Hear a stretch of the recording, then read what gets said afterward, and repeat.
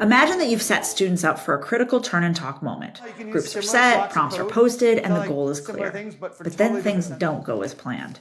Suddenly, students are chatting about something totally unrelated, or there's complete silence. Then a student makes a comment that spirals a whole table into conflict. Let's walk through a few practical tips that make it more likely your students will stay on topic, listen to each other, and build on one another's ideas, whether they're chatting with partners or working in a small group. First, start by asking students why sharing in small groups helps us move our science thinking forward. Why is it even worth our time? Listen for ideas like, my classmates might notice something I didn't, or I get more time to share with a partner than as a whole class. When students can say the value of small group discussions themselves, they're more likely to be invested in the process. Next, work with students to define what effective small group conversations look and sound like. Invite them to draw from real life experiences like family discussions or huddles on sports teams or maybe problem solving with their friends. And then work together to define what's similar or different in a science context.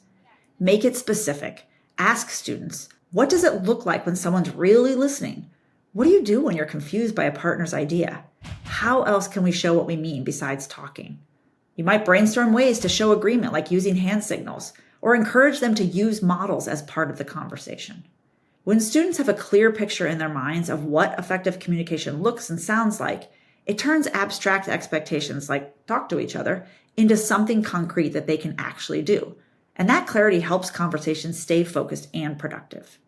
Once you and your students have established why small group discussions matter and what they actually look like, offer students some clear supports they can use to participate, listen, and build on others' ideas.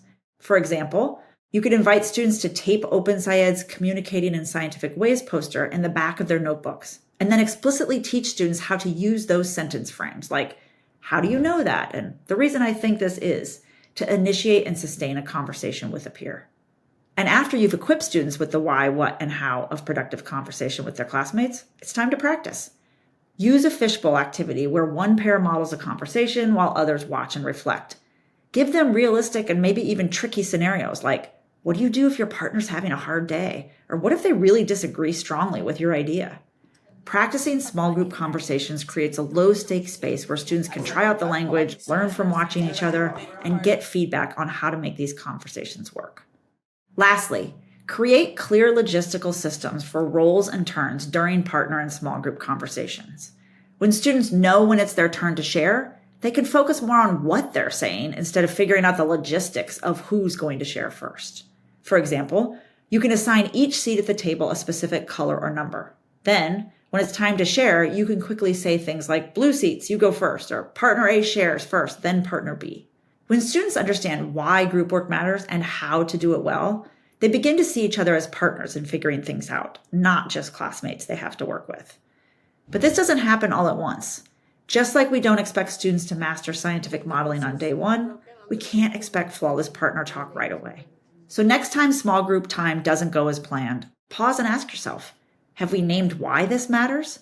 Have we agreed on what it should look and sound like? Have we given students the tools and the time to practice? Because the time you invest in teaching students how to have productive conversations in small groups will pay off, not just in better conversations, but in deeper thinking across your classroom.